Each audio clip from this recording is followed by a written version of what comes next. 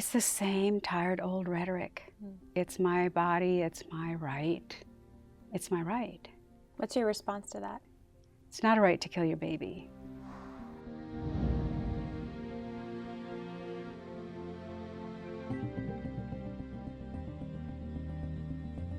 Dr. Giebink, thank you so much for coming all the way out to California to do this interview with me. I'm really happy to be here. Thank you, Lila. I've heard bits of your story and I'm really excited to get into it today.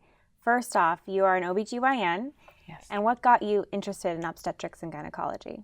Well, women's health was becoming a big thing, and it was about the same time as more women were going into OBGYN because it was just so exciting. You know, you have clinic, you have the operating room, you have labor and delivery, and there's a lot of variety, and women are great people. So I just sort of gravitated that way, that direction. And during that process, as you were experiencing different elements of being an OBGYN, when did you first start or have your first experience with abortion? Well, going to Indiana University, they have an abortion clinic that's called the Well Women's Clinic. I knew going into the residency that was part of it. And possibly, I can't quite remember, but possibly that may have been part of the reason that I was matched there. I believed that it was a woman's right to choose and that was an important option to keep open. And what formed that opinion that you had, that it was a woman's right to choose? Probably a group of pro-choice women when I was in medical school that I became associated with, and it went through several different name changes, and Women's Political Caucus was one of them, NARAL, National Abortion Rights Action League. Anyway, it went through various name changes, but it was the same group of women, which were mostly older than I was, women who were determined to keep abortion legal.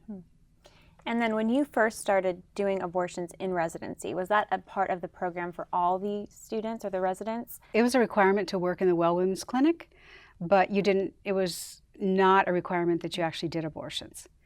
I was interested in doing abortions. I think just the techniques, the science of it, the psychological aspect of that part of pregnancy.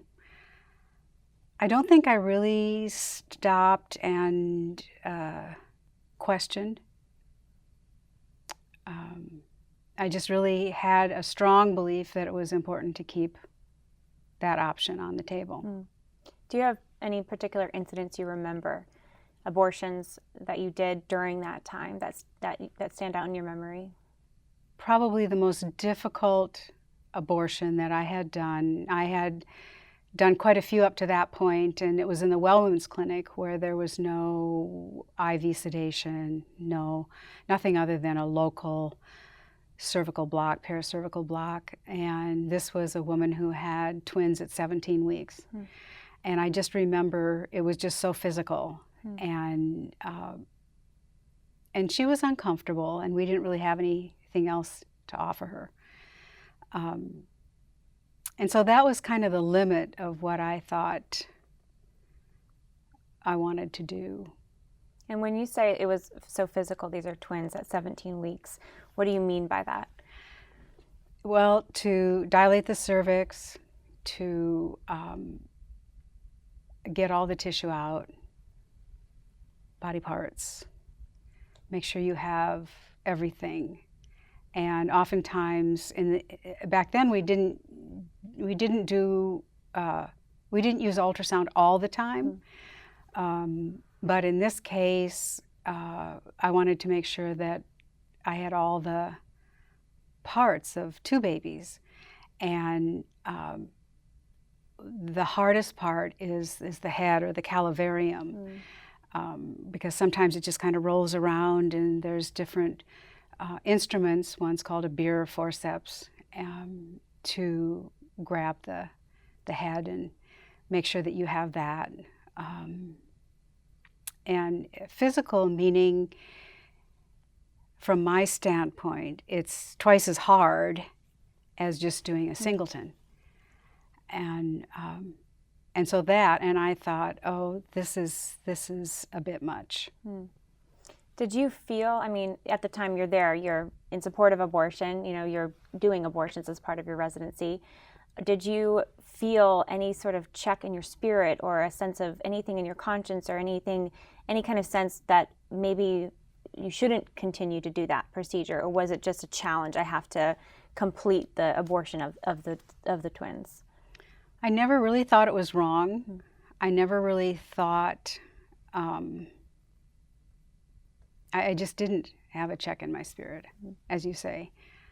I just, to me, it was embryology, it was science, it was surgery. I didn't really, I can't say that I stopped and was thinking, well, when does life begin? So when the abortion laws were written, the original Roe v. Wade said abortion is legal up to the point of viability, but nobody defined what is viability. But for me, doing obstetrics, you reach a point where you say, this is a baby. And early on in my career, I was working with another doc, and he went on vacation. And one of his patients had a 25-week pregnancy that had been having some chronic bleeding. And I'd actually seen her the last time he went on vacation, and she was doing okay. And then she came in, and she was 25 weeks now. And on the monitor, the baby was not looking good. And I so much remember this, even though it was 1991. And I said, we need to get this baby out. And you're only 25 weeks. And I painted a grim picture, a really grim picture. You know, the baby might die, that maybe it might never breathe right, it might be blind, it might, you know, I just painted this horrible picture. And I did her C-section, and this little baby came out, and I swear, if it could have had English, it would have said, oh, I am so glad you finally got me out of there. And this little baby, 25 weeks, a little bit undergrown, never was on a vent, never required any oxygen. Wow. 15 years later, I ran into this woman at a pro-life rally. And she came up to me and she said, I'm sure you don't remember me. And I looked at her and I said, Sam. And she said, he's turning 15 and he's perfect. He doesn't even wear eyeglasses. Wow. And so when I hear of people doing abortions at 25 weeks, and I think of Sam, I think that's a baby. And then when you you did residency, how did you get involved with Planned Parenthood, and what was your role there? I started working part-time at Planned Parenthood, only doing the days of doing abortions. And so most of the time I would be working out of my own clinic, and then whenever they'd have enough abortions scheduled, I would go and work a day at Planned Parenthood. And eventually, and I don't know what their thinking was, they offered me a full-time job, which was still, most days I was doing basic GYN. None of my OB patients came. So there was that, when you say basic OB/GYN, did that include prenatal care? No. I worked at Planned Parenthood as a resident in Indianapolis, and we didn't do any prenatal care. To my knowledge, I don't know any Planned Parenthoods that do prenatal care. We would do OB ultrasounds for dating. And for what purpose for that? For the purpose would be to see, are they still in the first trimester? Can we get these done in South Dakota, or do they need to go elsewhere? For the abortion. Yeah, which would usually be Omaha. And then was that Planned Parenthood, once you were there full time, were they the only abortion elective clinic in town? Yes, actually in the whole state. Wow. And so how many abortions then were you doing with them a year, since they were the sole provider? Around 1,000, roughly, give or take. Sometimes maybe 1,300, sometimes maybe 900. And then that went on for how long? I was there for full-time for 1 year. I was there part-time for almost 2 years. So 3-year span, it sounds like. And then talk to us about what happened that had you exit your time at Planned Parenthood, and when you stopped doing abortions. Yeah, it was a very stressful year. In the 1 year I was there as a full-time OB/GYN doc, I didn't do any OB, and I didn't do some of the things that they thought I would, because apparently when they were doing a whole budget proposal, they assumed I would do sterilization procedures and this and that. And what happened was, pretty much most of my patients that I had in private practice didn't want to come to Planned Parenthood for their routine care. So I saw most of the patients that were just Planned Parenthood patients. And so most of the time I was just doing GYN or ultrasounds, and then doing abortions when we had a full day scheduled. It was very tumultuous. Several things happened. We had a nurse who stole a bunch of narcotic tablets, and the business manager embezzled $18,000. And what was so amazing is nobody shut us down. There were no state inspections, health department inspections? No, never saw the health department. And it was not the cleanest clinic. Actually, after Planned Parenthood, after I left, and then eventually Planned Parenthood, they didn't build it. The guy who had the building actually built them a new building about a mile west, right across from the new high school. And he built them a new building, and so the old building was actually bought anonymously by some pro-life people, and eventually turned it into a pregnancy resource center. And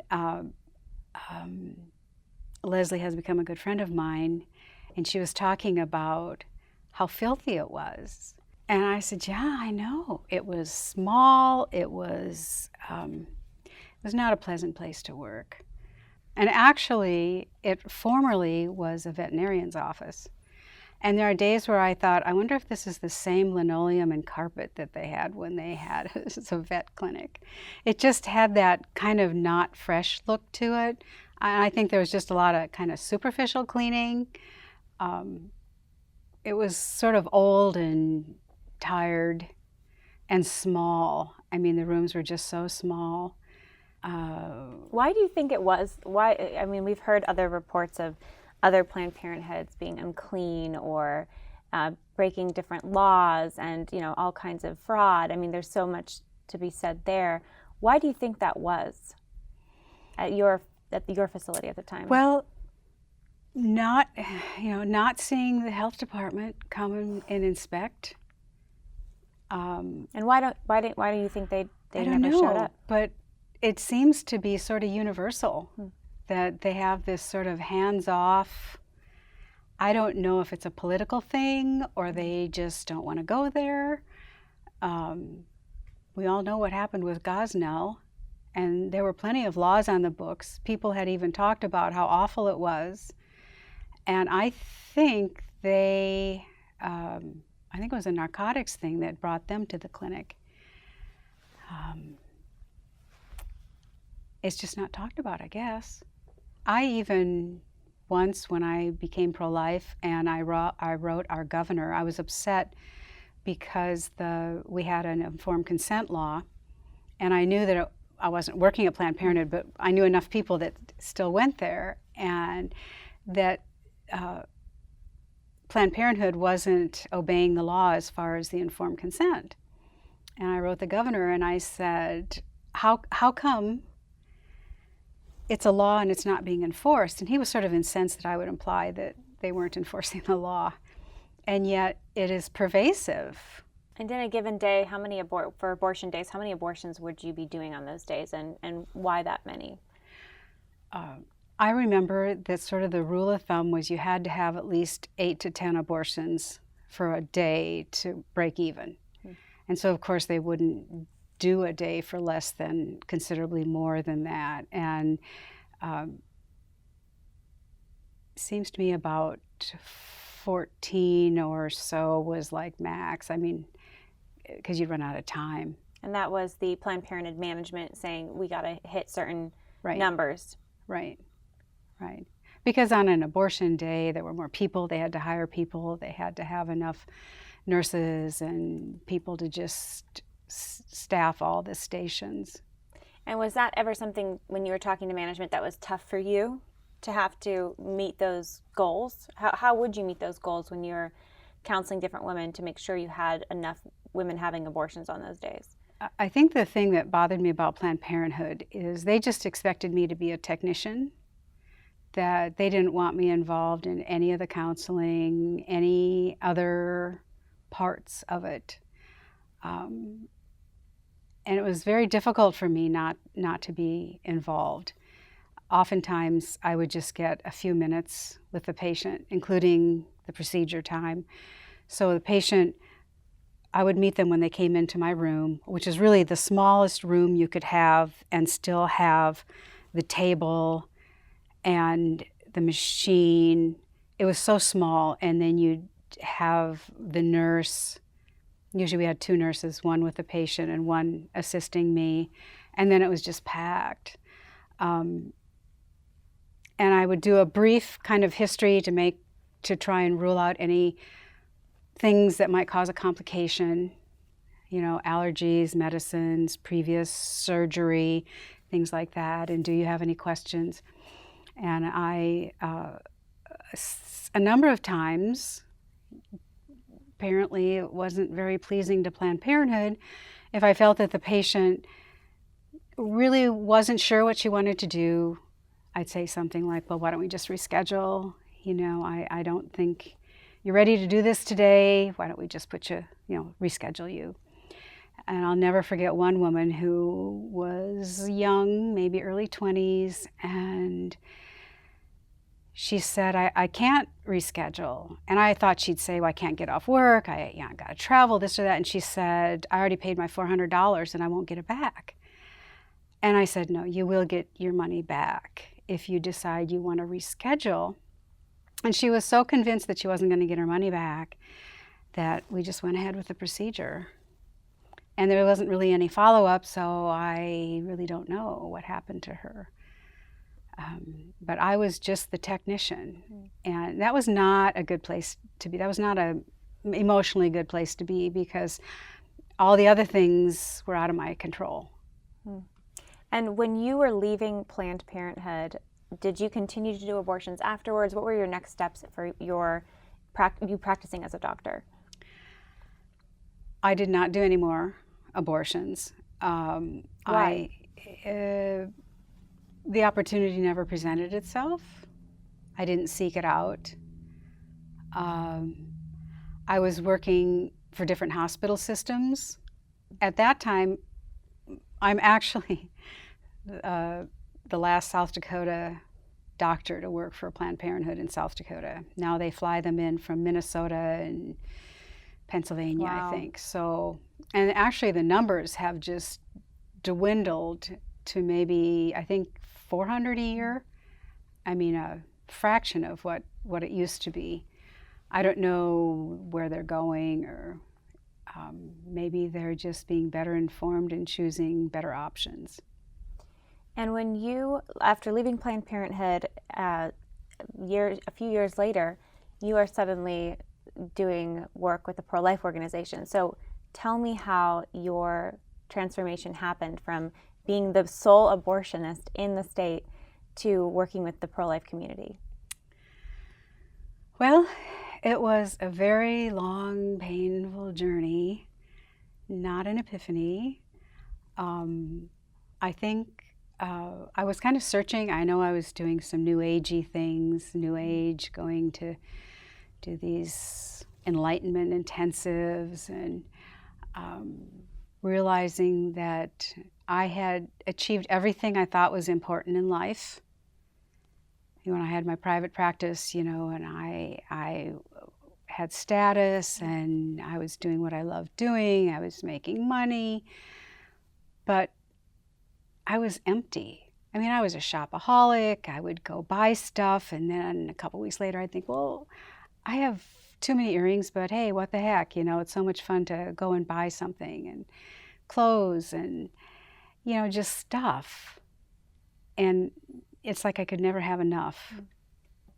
I went through a horrible divorce. It's kind of like God was getting me to the end of my rope. So what happened was, a friend of mine mentioned there was a new minister at this little church on the corner. And I'd never been to the church. I didn't know anybody at the church, but I was drawn there. And once I went, I was so totally captivated, I couldn't not go. I mean, if they had church, I was there. And through this time, God just did a thing in my heart. And as I read his word, he just opened up my understanding. And I spent a year and a half studying the Bible with another woman who actually lived on a ranch. And we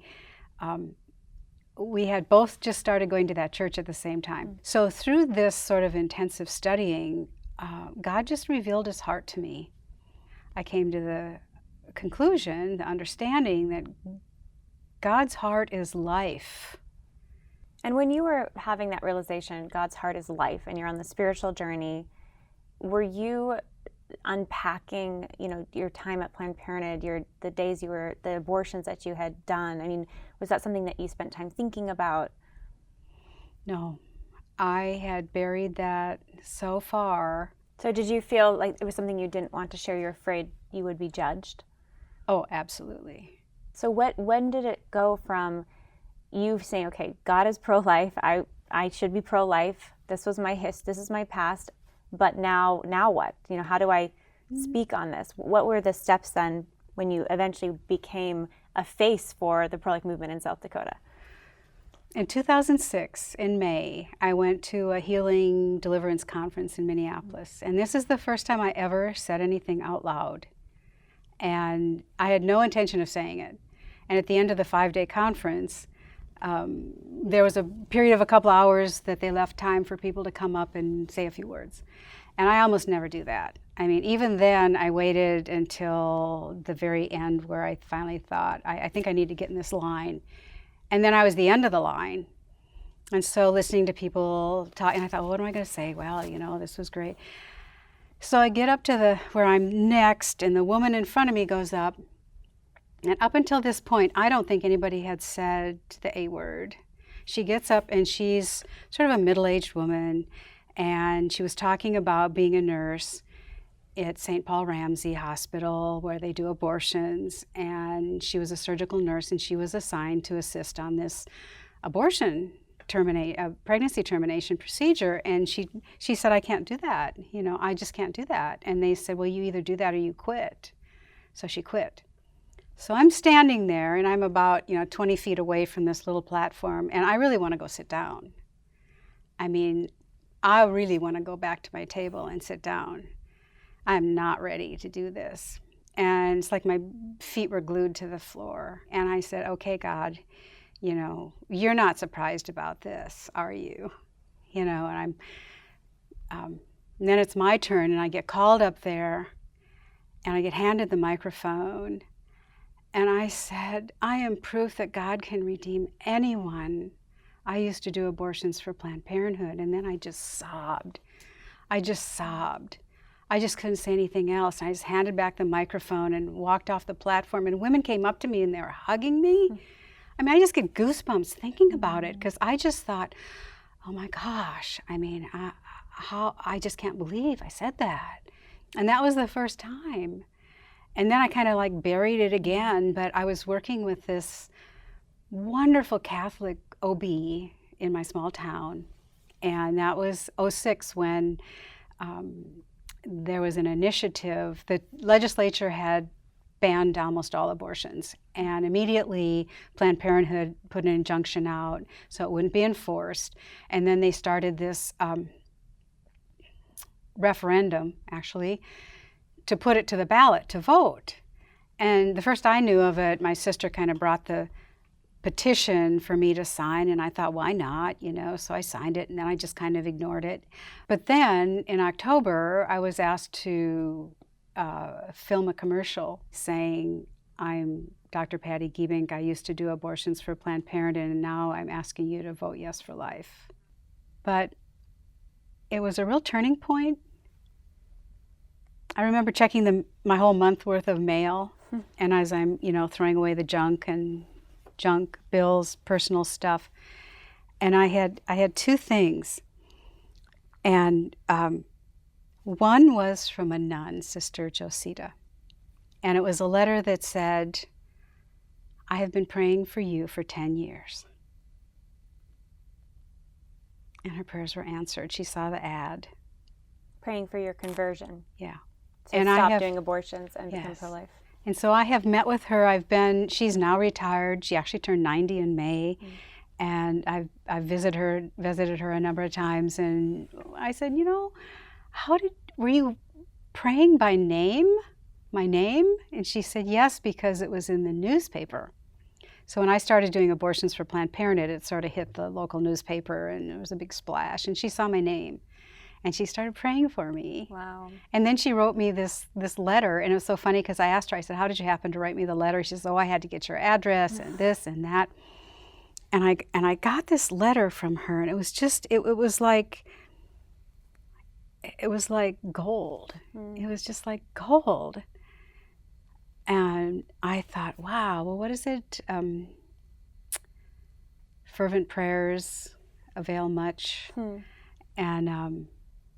And then also in the same thing, I had an invitation to the Alpha Center Christmas dinner. And the Alpha Center is a pro-life pregnancy resource center. Yes, it's one of the first and longest running ones in South Dakota. 36 years and counting. And the founder has become a really good friend of mine. And truly, I attribute a lot of my progress to her and the other people that were so compassionate. I got this letter to their dinner, and I'm like, I hardly know these people. All I did was, this commercial, and I want to go. I really want to go. I desperately want to go, but man, they're not going to like me. I mean, they might even hate me. They might put me off in a corner, to sit by myself.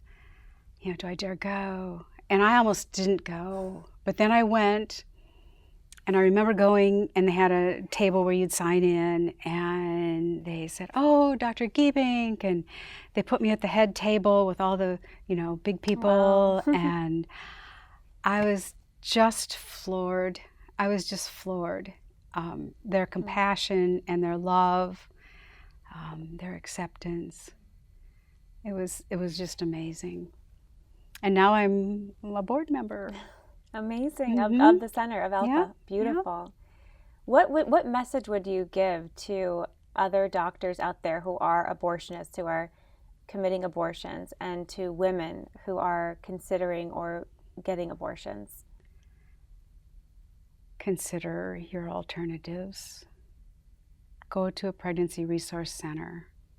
Find out all your options. I once read, actually it was after a friend committed suicide, and I read something that said, don't use a permanent solution for a temporary problem. The pregnancy will be done at some point. Can't be longer than 9 months. And will you regret this? I think we have learned so much in the last 20 years that abortion has consequences: physical, emotional, spiritual, psychological. And some women really need healing. One time, I was sort of pushed into a room of post-abortive women who, now I can't remember the name of their group, but they had their name on their T-shirts, and I think Leslie pushed me and she said, "Just go say a few words." And I'm like, oh my gosh, what do I say? And then I realized it's not that different than what I was going through, the guilt, the shame. kind of the disbelief. And everybody needs to be healed. Mm. And it doesn't help when you have people that are so radically pro-life that they have lost compassion. Mm. I'm still a believer in women's health, in helping women through crises. I just don't think that ending her pregnancy is the answer, that there are other better answers, that there might be infertility, there might be, depression, relationship problems, and how many guys who took their girlfriend in to have an abortion that said, either you have this or I'm out of here, that left anyway. It's often the case. There's the end after an abortion for a woman is she's now the mother of a child who's dead, and she's back in all the same circumstances she was in before, sometimes worse. Mm-hmm. It hasn't made her life better. It's only taken that life. We have to come to the right answer a different way. Why are there women in crisis pregnancies? Why are women thinking that abortion is their only alternative? How can we really help these women? Do they really know what they're doing? I mean, it's kind of like, well, one of the phrases is, women are smart, they can make up their own mind and, blah, blah, blah. But we see enough women who have regretted their choice. They've regretted it, and they've said, well, if I only knew, I wouldn't have done it. So why are they not having all the facts? Well, clearly not. I mean, I was there. I mean, you only gave them enough information to get them to sign the forms and to do whatever the state told you to do, and then, boom, boom, you're done, you're in recovery, you're out the door, and there's no follow-up. And the neat thing about the Vote Yes for Life, even though we lost in the ballot box, all of a sudden women were saying, oh, well, maybe that's why I feel so rotten. And they came to the Alpha Center in droves for post-abortion counseling. So after your video came out saying you used to be the abortionist in South Dakota at the Planned Parenthood, now you're campaigning Vote Yes for Life. After that whole campaign, you saw a lot more women come into the Alpha Center for post-abortion healing. Yes. It's amazing. Yes, it was overwhelming. Maybe not quite so much in 2006, but by 2008, when they had the second Vote Yes for Life, I think women they wanted to know more. They really wanted to know more, and to get them into programs that really work, because the guilt and the shame. And if these women who are pro-abortion think it's so great, then how come they don't talk about their abortions? How come they don't sit down at the table and say, oh yeah, I had 3 abortions and I'm fine. Nobody says anything. I remember the last time I was testifying in our state legislature, and the pro-abortion, pro-choice women, we would always have to go first, and then they would go next. And I was just looking at them, and I was thinking, it's the same tired old rhetoric. It's my body, it's my right. It's my right. What's your response to that? It's not a right to kill your baby. It's a false law, a flawed law that was based on lies that needs to go away.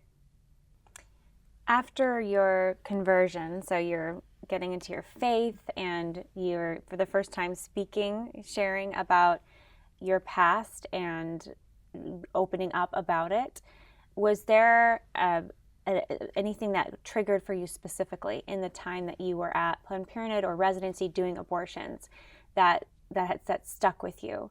A case that you had or an experience you had with a patient? Oh, there were many. When I look at it from this side, and I think we didn't really offer them any options. They came in the door, the locked door, they were buzzed in, they paid their money, And then they went and they signed their papers. They supposedly got counseling. I don't know how much counseling they got other than working through the paperwork. And then they would be put in a waiting room until they could come back, where they get called and put in my room. And then before you know it, they're in recovery, and then they're out the door. There were a lot of stories that I saw some women that barely spoke English. I had a woman who was all alone. She was 44 years old. She said, I've raised my family, and now I'm pregnant. I thought I was going to go through menopause, and I'm pregnant, and I can't have another baby. And she said, I didn't tell anybody. I'm here all by myself. By herself. Did you see young women, teenagers? I saw lots of teenagers. I wish I had a nickel for every time a young woman said, if my dad knew I was pregnant, he'd kill me. And boy, I tell you, they would never. But that was so prevalent. I can't tell my parents. Were there situations where you got information or were suspicious about who's getting these underage girls pregnant? I know there's mandated reporting laws for sexual abuse. It's something Live Action has investigated heavily over the years. Was that ever triggered at your clinic where a report was made for suspected child abuse? No. I know now, having gone and testified at the state level, there's a lot of coercion going on. I met a woman who I didn't do her abortion, and that was done in the past, but when we were testifying, she said her boyfriend held a gun to her head and said, you will get this abortion. And I think there's a lot of subtle coercion, parents who say, if you want to, a high school girl gets pregnant, and they said, well, if you don't have this abortion, you're out on the street. You can't live here. So there's more subtle, but we really didn't look into that. I mean, it was kind of like a line of, it's like getting everything done, getting them out, getting the next person in. It was just sort of, we didn't dwell on things like that. Being involved with the Pregnancy Resource Center, I think we've seen and caught more of that. There's an awareness, if an older man brings in a girl, a young woman for a pregnancy test, and you can hardly get them alone. I know that the Pregnancy Resource Center in Sioux Falls has picked up a lot of human trafficking victims, works with the FBI in doing that. Dr. Giebink, what is next for you? You are so courageous to be willing to share your story, to speak out on behalf of life, despite the attacks from the old side, from the pro-Planned Parenthood side, the pro-abortion side. What do you feel called to do next? Well, I'm writing a book. I'm not proud of what I did, but I'm really proud of what God has done. And the stories are so great about what God has done in my life, and if that can help other people. And I would like to see more people coming together and saying, well, what do we have in common? Okay, women have situations, and they need realistic choices. They need information. They need compassion. They need help. We need parenting programs. What I really love about the Alpha Center is they have mentoring programs, they have parenting programs that people go through. They have Earn While You Learn, so that they take some responsibility. Things aren't just given to them.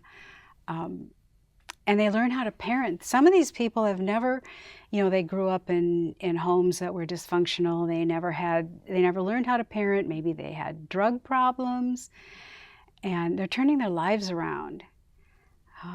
We have more to do than save babies. We need to save women. We need to help women pick themselves up and find a life. And it's going to take people from both sides. What would you say to a someone who's maybe an abortionist, they're a doctor, they're doing abortions, and they think they can't change. This is who they are, this is what their past is, this is what their present is. What would you say to them? What I would ask is, I would ask a person, how do you feel? How do you feel when you go home at night? How do you feel? Does taking a life give you peace? Dr. Giebink, thank you so much for your courage and your time and sharing your story with me. It's so powerful and important.